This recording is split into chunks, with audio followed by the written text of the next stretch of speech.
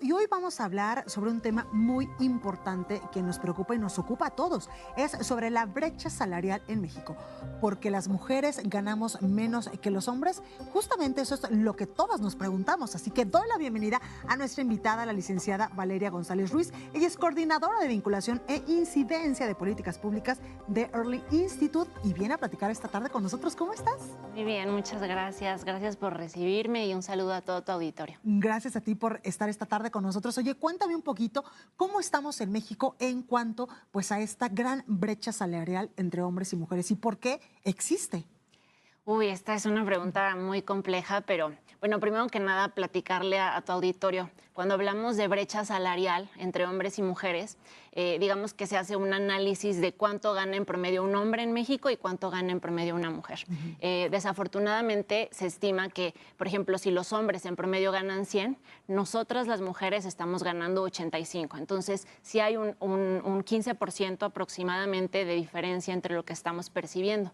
Y todavía este dato se multiplica al doble cuando las mujeres trabajan en la informalidad, es decir, que no tienen acceso a la seguridad social, que no cuentan con prestaciones de ley, que quizá buscan un trabajo más flexible. Desafortunadamente, en esas situaciones se vuelve pues más amplia la brecha. Exactamente, porque además, o sea, las mujeres hacemos incluso doble jornada, una donde está remunerada, evidentemente, porque salimos, por ejemplo, a trabajar a las empresas o tenemos un pues negocio, pero aparte hay otra jornada donde no está remunerada, que es las de ama de casa, las que nos encargamos, evidentemente, también de los cuidados en el hogar, si tenemos algún pues familiar enfermo, nosotras somos las encargadas justamente de eso y tenemos esta doble jornada.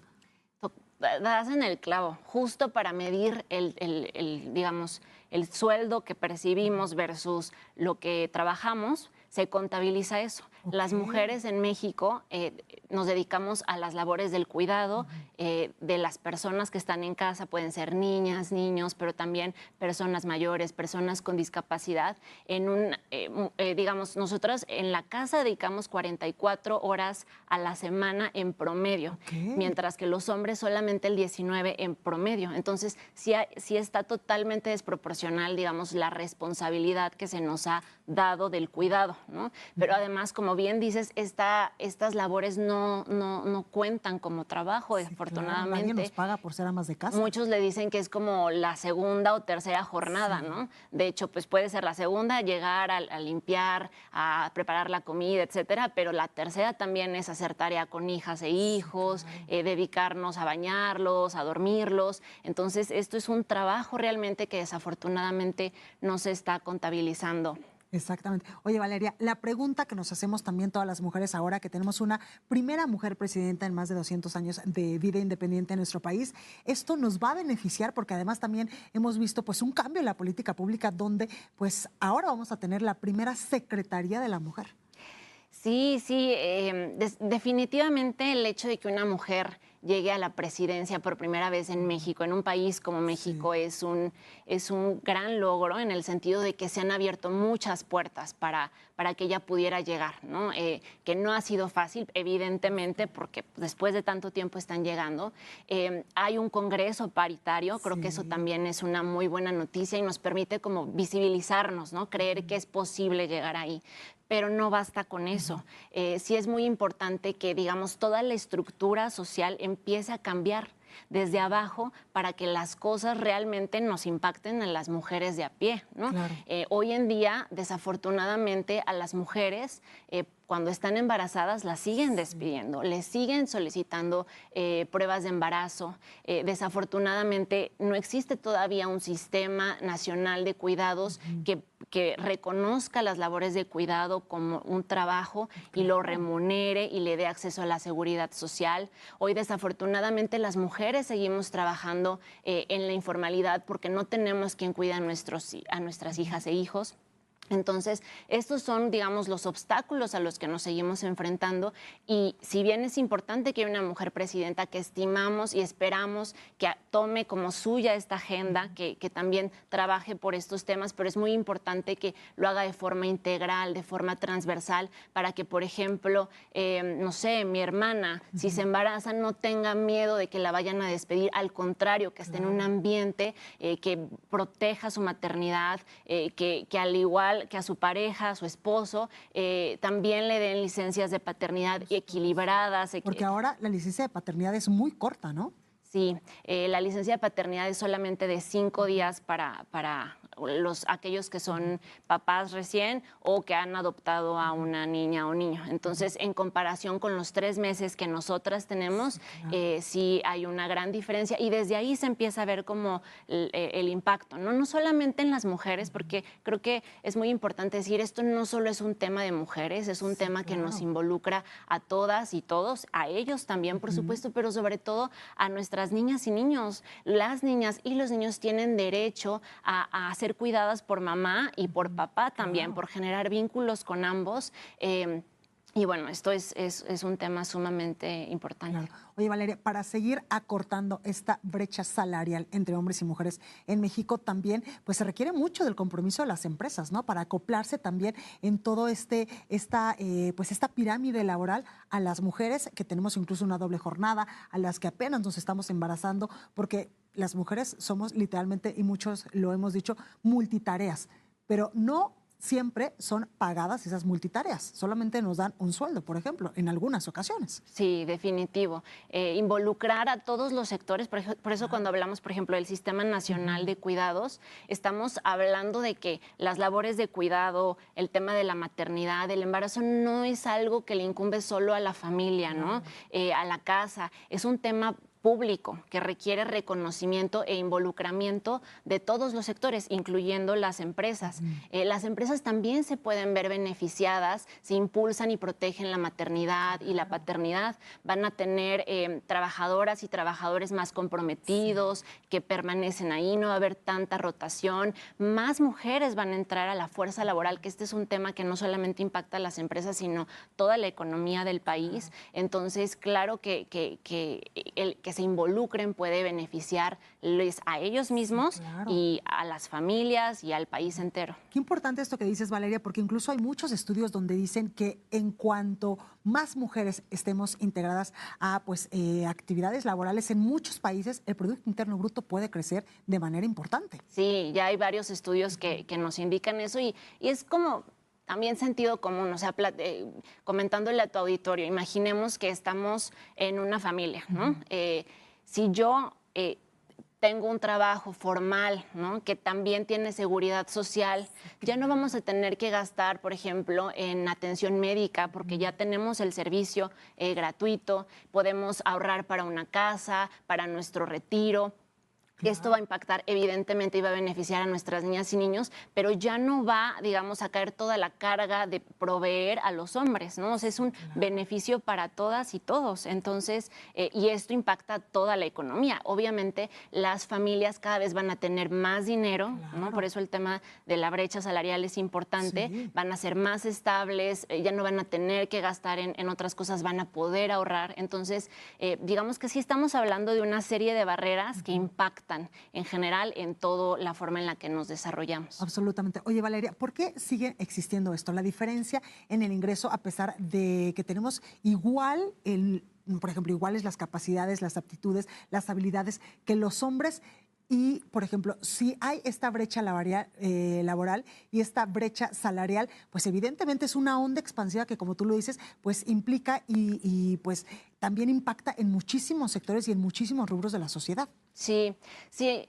Nosotros desde Early Institute vemos a la brecha salarial no tanto como solamente el dinero que se gana, ¿no? Exacto. Sino todo lo que hay detrás. Exacto. Es decir, es la punta del iceberg, ¿no? Claro. O sea, o un síntoma, digamos, de una enfermedad social que todavía le cuesta entender y adaptarse a que las mujeres tenemos que estar en la fuerza laboral, ¿no? Y que para que nosotras estemos en la fuerza laboral, todo el sistema, todas las puertas los espacios laborales se deben de adaptar a nuestras particularidades. Las mujeres tenemos derecho a ser madres, pero también profesionistas, médicas, aspirar a ser ingenieras. Y para que nosotras logremos eso, no basta solo con que nos esforcemos mucho, hagamos malabares y todo, sino que toda la estructura se tiene que adaptar. Todas y todos nos debemos de involucrar, ¿no? Ejemplos, yo te puedo decir, si estamos en un espacio laboral donde vemos que no hay tanta conciliación laboral, pues pues hablemos con nuestras jefas y jefes, digámosle los beneficios que esto implique, aboguemos porque esto suceda.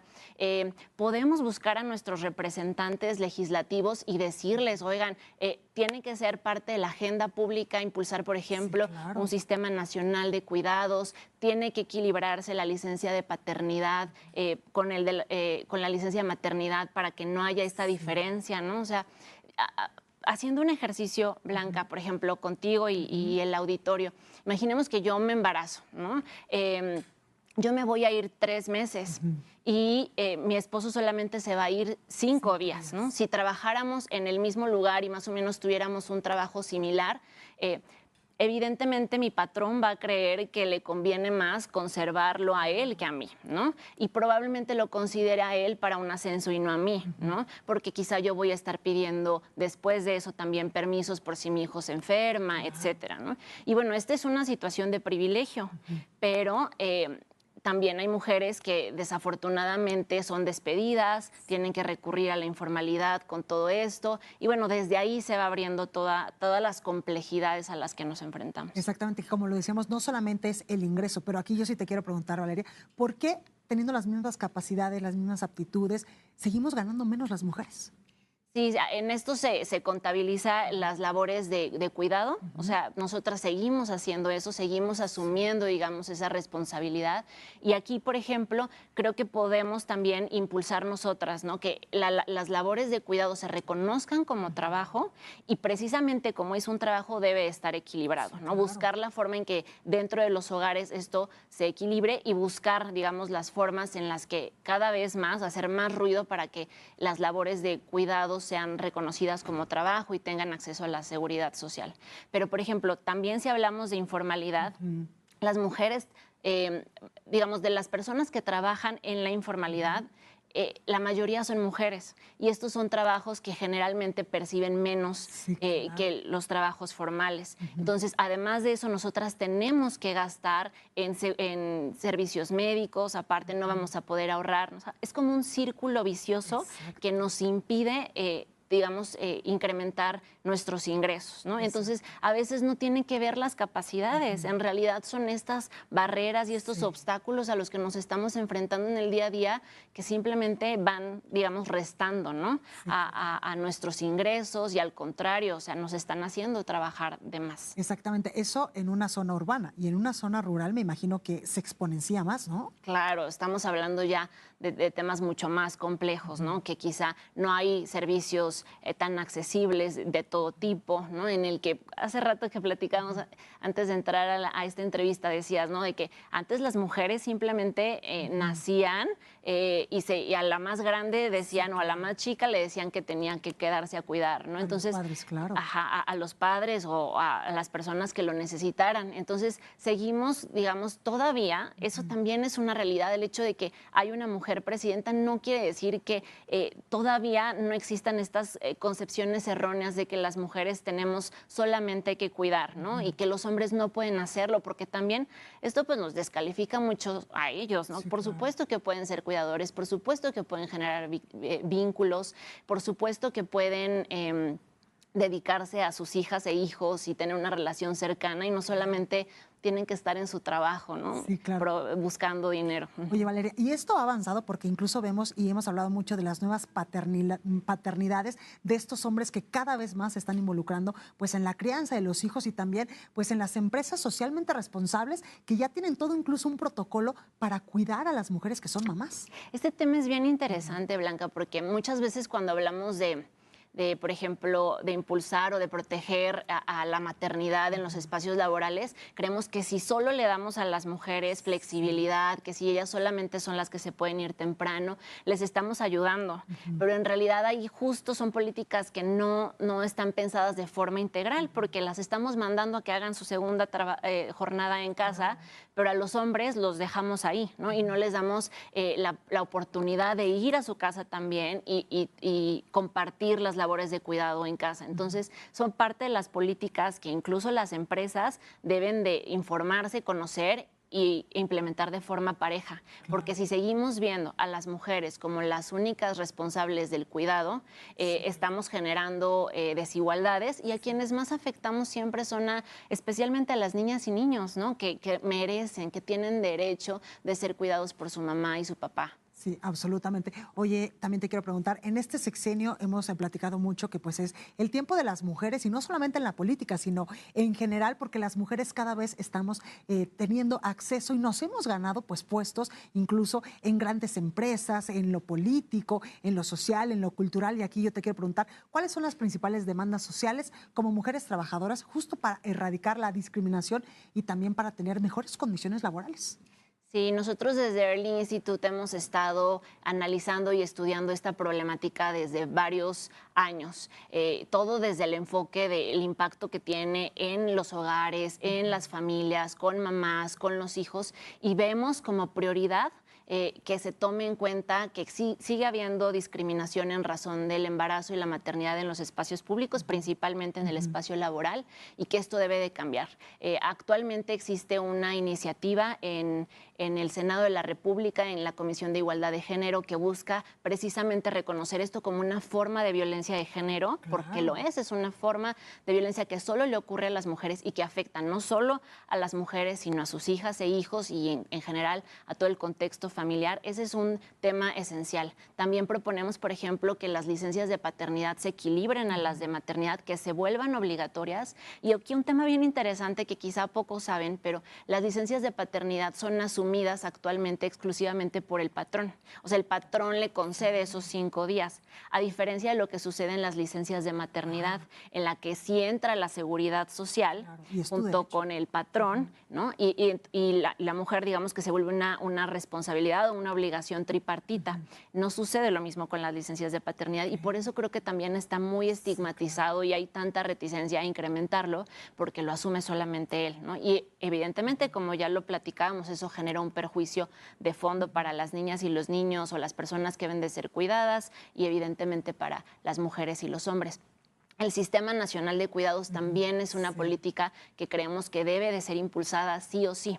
Y está muy relacionada con esto que te comentaba. Las labores de cuidado no deben de ser exclusivas o un tema de lo privado, de la casa, sino que debe de entrarle al quite todos, Sí, claro. todas y todos, desde las empresas, por supuesto, tú en el hogar, ¿no? De cómo lo equilibramos, pero también el gobierno. Y aquí es un tema sumamente importante que se mencionaba hace rato. No basta con tener iniciativas de ley. O sea, se han impulsado recientemente con la presidenta Claudia Sheinbaum iniciativas que por supuesto tienen muy buena intención, pero hay que procurar que no quede exclusivamente en papel, ¿no? Para que esto se vuelva una realidad se requiere que se invierta, que haya presupuesto, y si no invertimos en eso va a ser muy difícil que efectivamente estos, digamos, engranajes o este sistema del que les he estado hablando cambie, ¿no? Entonces, el Sistema Nacional de Cuidados también es una prioridad, y creo que también hay que poner sobre la mesa la importancia de apoyar,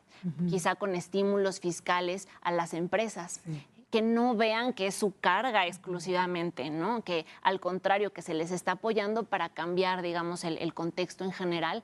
Es muy importante que ellos cuentan con tabuladores, con criterios específicos que atiendan a cuestiones objetivas y no a si la mujer es mamá o no para considerarlas en un ascenso, que se haga un seguimiento puntual para saber y asegurar que a trabajo igual habrá sueldo igual, por ejemplo, y que impulsen, por ejemplo, también políticas de flexibilidad.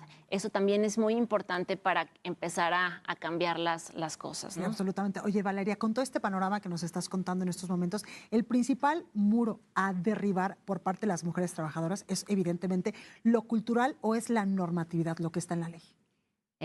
Definitivamente es un contexto general, ¿no? Social. Yo siempre considero que, y lo he dicho, no estamos hablando de un tema de justicia social. Es eso. Estamos hablando de un tema de justicia social, entonces requiere de toda la sociedad para que se involucre, ¿no? No basta con que cambie la normatividad. Si todas y todos no estamos dispuestos a cambiar la forma en la que entendemos a la maternidad, ¿no? En los espacios laborales, si no cambia la forma en la que vemos las labores de cuidado, no como algo de lo que haya que sentirse avergonzado o del exclusivo de la casa. O sea, para que la sociedad se mueva, se requiere que haya alguien que se esté ocupando de la casa, que se esté ocupando de las personas que requieren cuidado. De lo contrario, tú y yo, ni las personas que nos están viendo, podrían salir a trabajar, ¿sabes? Entonces, esto es un tema cultural, por supuesto, que requiere que todas y todas nos involucremos, que pongamos de nuestro granito de arena para empezar a cambiar las cosas, pero sobre todo también de políticas públicas integrales, de invertir en esto, de darle presupuesto para que apoyemos especialmente a las mujeres que los números lo indican, son las que se han visto perjudicadas y especialmente, o más bien consecuentemente, también sus familias. Sí, totalmente. Oye, ¿cuáles son las tareas que nosotras debemos de realizar para hacer posible pues que se acabe la desigualdad y el anhelo de que nos garanticen nuestros derechos para pues todas las mujeres que somos trabajadoras y que incluso, como tú lo decías, tenemos una doble jornada en la casa o una triple jornada, porque muchas de nosotras también pues somos mamás solteras y entonces somos mamás y papás al mismo tiempo, donde tenemos dos trabajos y aparte el trabajo con los hijos y aparte el trabajo del hogar, y ese, ya lo hemos platicado, pues no es remunerado. Sí, esta pregunta que haces realmente es muy compleja. Cada caso en particular es muy, digamos, requiere de mucho análisis y evidentemente hay mujeres que apenas lo que quieren es poder pagar, ¿no? Sí, Para, claro, la comida, las cuentas de la casa y quizá ahorita no están pensando en políticas públicas de lo que estamos hablando tú y yo, digamos, a nivel macro, ¿no? Pero lo importante es que empecemos reconociendo que las labores de cuidado son trabajo. Sí, Que merecen ser equilibrado, que no somos las únicas responsables, ¿no? Que nuestras hijas e hijos merecen también cuidado de calidad, es decir, si necesitamos estancias infantiles que brinden un cuidado adecuado, por ejemplo, a la primera infancia, porque no lo estamos dando, entonces debemos de exigir eso, buscar a nuestros representantes en el Congreso, ¿no? Si ahorita estamos hablando de mucha pluralidad, creo que es muy importante que escuchen el llamado de nosotras las mujeres, ¿no? Ok, necesitamos esto, necesitamos concretar esto otro y nosotras debemos ser las primeras en involucrarnos en qué está pasando en la agenda pública para que las cosas empiecen a cambiar, ¿no? sí, exactamente. Oye, finalmente, ¿es el salario o es el cambio de mentalidad de la sociedad los que nos van a llevar justamente a equilibrar a las mujeres y a los hombres en cuanto a lo que ganamos y a lo que trabajamos? El salario es una consecuencia, definitivo. Considero que cada vez más se va a empezar a equilibrar, se va a reducir esta brecha de la que hablábamos en un principio si la estructura empieza a cambiar, si las puertas empiezan a abrir, si se empieza a facilitar que nosotras las mujeres estemos en la fuerza laboral, si nos apoyan, si se equilibran las cosas en casa y en los espacios laborales. Entonces, definitivamente ese es el proceso. Exactamente. Oye, y cuéntame un poquito todo lo que están haciendo justamente en Early Institute para pues darnos esta información y estos conocimientos para que nosotros sepamos pues dónde estamos parados, sobre todo en este tema tan importante de cómo le hacemos para reducir la brecha salarial entre hombres y mujeres. Ay, qué bueno que me permites decir esto. Nosotros desde Early Institute lo que hacemos es generar información, hacemos investigación para después proponer o hacer propuestas de política pública, hacer recomendaciones que nos permitan, especialmente en el caso de Early Institute, incidir en primera infancia. Nosotros estamos hablando de estos temas porque vemos la importancia que tiene para las mamás, ¿no? Desde el embarazo, por ejemplo, que las condiciones sean libres de violencia, que tengan acceso a la salud, etcétera, para que, digamos, las niñas y niños se desarrollen adecuadamente. Entonces, ese es el enfoque que nosotros hacemos. Por supuesto que el tema de igualdad entre hombres y mujeres, las brechas, tienen un impacto en todo esto y creo que eso es parte de lo que nosotros estamos impulsando. Sí, exactamente. Y todos estos estudios los podemos consultar en su sitio web. Sí, es earlyinstitute.org. Porque además, ¿están trabajando en otras cosas ahora? Sí, ¿A bueno, poco estos tenemos estudios sobre licencias de maternidad, ¿no? qué Y la importante. importancia de eso, sobre discriminación laboral por embarazo. Tenemos un sistema de indicadores en primera infancia que precisamente está midiendo los servicios, ¿no? A los que ellos tienen acceso, cuántos niños, por ejemplo, tienen atención médica, cómo está el tema de la alimentación. Todo eso nosotros lo traemos desde el sistema de indicadores en primera infancia, están en nuestra página. También tenemos información sobre prevención de violencia sexual infantil, ¿no? Entonces, la idea es que todo esto se pueda traducir en políticas públicas y que tengan un impacto real en la sociedad. Exactamente, porque a través de todos estos estudios y toda esta investigación que ustedes hacen de manera pues muy minuciosa, porque en verdad que son estudios que les sirven muchísimo a los tomadores de decisiones, es justamente para esto, para incidir en las políticas públicas y tener pues mejores, como tú decías, mejores leyes, pero que no solamente se queden en el papel, sino también que la sociedad lo pueda hacer